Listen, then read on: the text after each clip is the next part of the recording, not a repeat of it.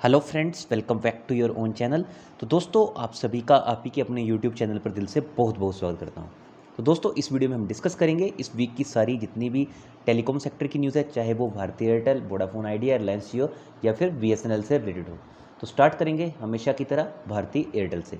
तो दोस्तों, एक बड़ी न्यूज़ निकल कर सामने आ रही है, that is Google is going to make some investment in Airtel.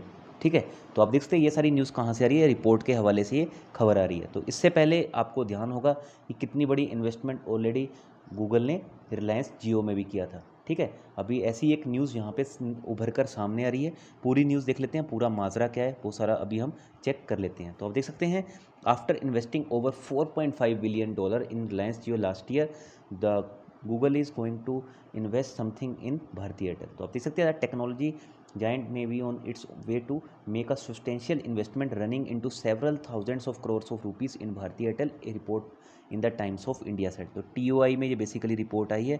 अभी तक आप देख सकते हैं ये ऑफिशियल नहीं है, जैसे ऑफिशियल इसके ऊपर कोई न्यूज़ रहती है तो डेफिनेटली उसको कवर करेंगे। न्यूज़ बेस के ऊपर कभी भी आपको पोजीशन नहीं लेनी रहती है ना, हमेशा हमेशा कंपनी के फंडामेंटल चेक करने रहते हैं। तो मुझे ऐसा लगता है जिस हिसाब से अभी कंपनी ग्रो कर रही है तो डेफिनेटली ये लॉन्ग रन में अच्छा आपको डेफिनेटली बेनिफिट्स दे सकती है।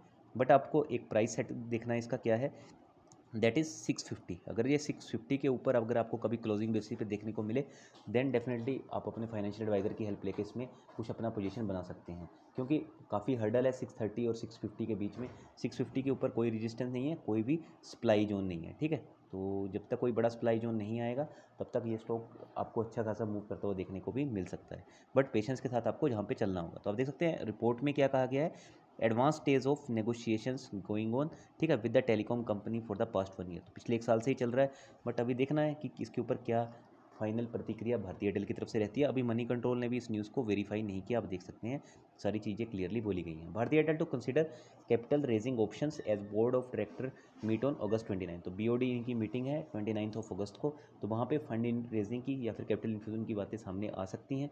तो देखना होगा क्या उसमें जियो से रिलेटेड या फिर आप कह सकते हो गूगल से रिलेटेड कोई न्यूज़ सामने आती भी है या नहीं।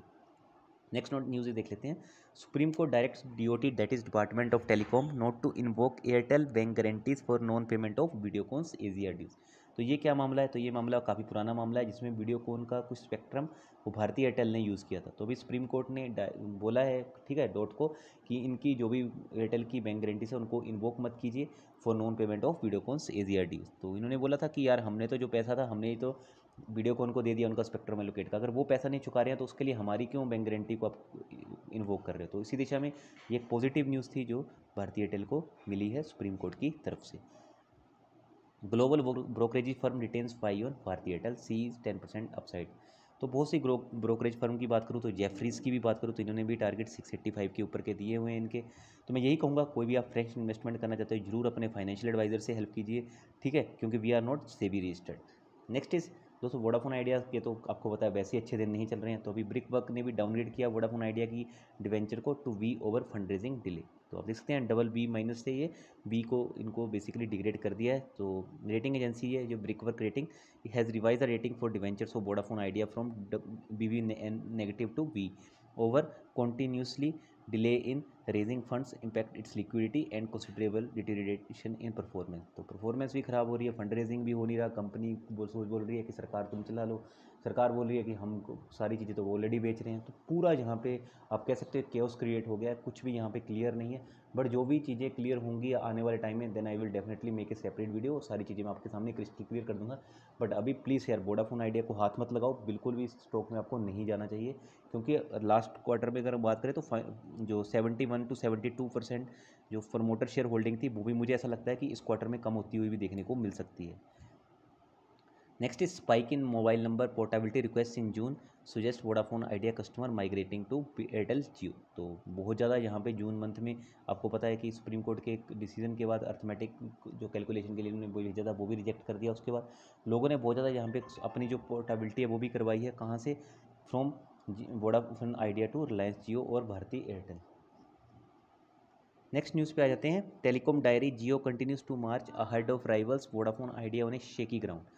तो अभी आप देख ही सकते हैं कि जियो लगातार 2-3 महीने से सब्सक्राइबर गेन करता जा रहा है और इसका डेफिनेटली फ़ायदा हो ही रहा है। किससे हो रहा है, तो ये फ़ायदा ये ले रही है वोडाफोन आइडिया से। वोडाफोन आइडिया को जो सब्सक्राइबर छोड़ के जा रहे हैं वो डेफिनेटली या तो रिलायंस जियो में आएंगे या भारती एयरटेल में आएंगे। बट मुझे ऐसा लगता है कि अगर इन दोनों कंपनियों में से भी कहीं आना हो तो यार बिल्कुल भारती एयरटेल मुझे जो अच्छा ऑप्शन लगता है, क्योंकि नेटवर्क के मामले में भारती एयरटेल आपको ऐसी जगह भी मिल जाएगा यहाँ पर रिलायंस जियो बिल्कुल भी नहीं है, और ये फैक्ट है। तो आप देख सकते हैं सेकंड कंसेक्टिव मंथ में Reliance Jio adds the maximum number of subscriber. ठीक है, कितने सब्सक्राइबर ऐड किए? 5.47 million new user in June. वहीं भारती एयरटेल ने 3.8 मिलियन, और वोडाफोन आइडिया ने तो लॉस किया है, माइनस में है 4.3 मिलियन। तो ये वाले सब्सक्राइबर या तो यहाँ गए हैं या फिर यहाँ गए हैं। तो देखना है किस तरह से यार ये सारी चीज़ें क्लियर होती है। वोडाफोन आइडिया के डेफिनेटली थोड़ा सा यार बच के ही रहना यहाँ पे, है ना। Vodafone Idea stock surges on report of government's telecom relief package extending AGR payment time frame to 20 years. तो यहाँ पे आपको बताया बहुत से लोग न्यूज़ भी लेके आते रहते हैं कि ऐसा हो सकता है कि वोडाफोन आइडिया को 20 साल का टाइम पीरियड मिल जाए, रिलीफ मिल जाए। बट जब तक यहाँ पे क्लियर चीज़ें नहीं होती तब तक अवॉइड ही कीजिए, है ना। अब देख सकते हैं the Indian government's telecom relief package could give Vodafone Idea and its shareholder something to look forward to. Already finance minister Nirmala Sitharaman ने भी कहा है कि उनके टेबल पे कुछ भी ऐसा रिलीफ पैकेज से रिलेटेड बिल आया ही नहीं है। तो अभी गवर्नमेंट भी कुछ क्लियर नहीं है, कंपनी भी क्लियर नहीं है, तो प्लीज़, है ना, थोड़ा सा this package could consist of a relief measure the eight overdues the Supreme Court's AGR dues judgment. तो ये तो ऐसे तो लास्ट ईयर भी न्यूज़ आती थी कि इनको 20 साल का टाइम मिलेगा। बट बहुत से एनालिस्ट ये भी कह चुके हैं अगर इनको 20 साल का टाइम पीरियड मिल भी जाता तब भी काफ़ी ज़्यादा कंपनी को प्रॉब्लम्स आने वाली हैं सर्वाइव करने में। तभी कहता हूँ यार शेयर मार्केट भी एक बिजनेस है, यहाँ पे आप उतना ही पैसा लगाओ, उस हिसाब से ही चलो। कल को अगर आपको लॉस भी हो तो आपके फाइनेंशियल, आपके फंडामेंटल्स, आपके घर की स्थिति ख़राब नहीं होनी चाहिए। ठीक है, कभी भी किसी स्टॉक के साथ आपको इमोशनली नहीं जुड़ना है। यहाँ पे लगता है मेरा प्रॉफिट हो रहा है कुछ, ठीक है, निकल जाना चाहिए। Next is Jio only telco to get RMS in Q1। तो RMS बेसिकली है रेवेन्यू मार्केट शेयर। तो फर्स्ट क्वार्टर में जो सबसे ज़्यादा क्वार्टर जो RMS गेन किया दैट इज़ ओनली जियो। तो जियो के द्वारा ही किया गया है, बाकी दोनों कंपनियों से इतना तो किया नहीं गया। ठीक, आप देख सकते हैं Reliance Jio is the only telco to gain revenue market share in the April June quarter. ठीक है, that helped by strong consumer uptake of its new cheaper Jio phone offers and strong sequential growth in revenue from national long distance services. तो काफ़ी ज़्यादा company अपने रिलायंस जियो expansion का काम दिखा ही रही है। इसके अलावा ये स्टोर भी ओपन करेंगे जिससे इनको और ज़्यादा आने वाले टाइम में फ़ायदा होगा। DoT's faulty spectrum allocation to Jio affecting data quality of world's largest telescope. तो यहाँ पे कुछ डॉट की तरफ से ऐसा लग रहा है कि कुछ गलती हुई है, यहाँ पे इनको फॉल्टी स्पेक्ट्रम एलोकेट कर दिया गया है, जिसके कारण यहाँ पे जो क्वालिटी है जियो के जो सबसे बड़ा वर्ल्ड का आप कह सकते हैं इवन टेलीस्कोप है, उसमें भी यहाँ पे कुछ प्रॉब्लम आती हुई देखने को मिल रही है। तो BSNL एम्प्लॉय भी यहाँ पे परेशानी में है, वो भी अपोज कर रहे हैं टावर एसेट सेल। तो यहाँ पे आप देख सकते हैं गवर्नमेंट टावर मोनेटाइजेशन स्कीम लेके आई है। अभी तो आपने रिसेंटली सुना भी होगा कि मोनेटाइजेशन स्कीम लेके आ रही है सरकार। तो वो भी एक तरह से आप कह सकते हैं प्राइवेटाइजेशन की तरफ ही है। तो यहाँ पे डायरेक्टली प्राइवेटाइजेशन वर्ड नहीं यूज़ किया जाता, तो यहाँ पे मोनेटाइजेशन वर्ड यूज़ कर दिया है। ठीक है, तो जो गवर्नमेंट है वो प्लान कर रही है 14,917 BSNL टावर को बेचने का, लगभग 15,000। ठीक है, करंटली अगर आप बात करें तो BSNL maintains the MTNL network in Delhi and Mumbai and has nearly 68,000 tower location. और इसके 68,000 टावर लोकेशन है, जिसमें से 15,000 तो गवर्नमेंट मोनेटाइज करने का भी प्लान कर रहा है। तो देखना होगा किस तरह से यहाँ पे एम्प्लॉय की बात सुनी जाती है या फिर यूनियन की बात सुनी जाती है। ऑलरेडी BSNL के लोगों को, या फिर अगर आपका कोई जान पहचान का भी हो, जैसे मेरा भी है, बीच में तो इनके सैलरीज़ के भी बहुत इशू हुए थे, अगर आपने कभी पढ़ा भी होगा। तो यहाँ पे भी कंपनी की हालत खस्ता ही है। यहाँ पे भी मुझे ऐसा लगता है अवॉइड कर देना चाहिए BSNL को। हाँ, अगर आपको थोड़ा सा रिस्की बैट खेलना तो आप एयरटेल पे और रिलायंस जियो पे जा सकते हो, पर इन दोनों में से भी कहीं जाना तो पहले पे जियो है, दूसरे पे एयरटेल है। बट यार अपने फाइनेंशियल एडवाइज़र की जरूर हेल्प लेना, है ना। तो चलिए दोस्तों, इस वीडियो में इतना ही था। वो वीडियो अच्छी लगी होगी तो लाइक शेयर और सब्सक्राइब करना आपका काम है। मैं मिलूंगा आपके साथ नेक्स्ट वीडियो के साथ। So thank you so much, bye bye for now and all the very best.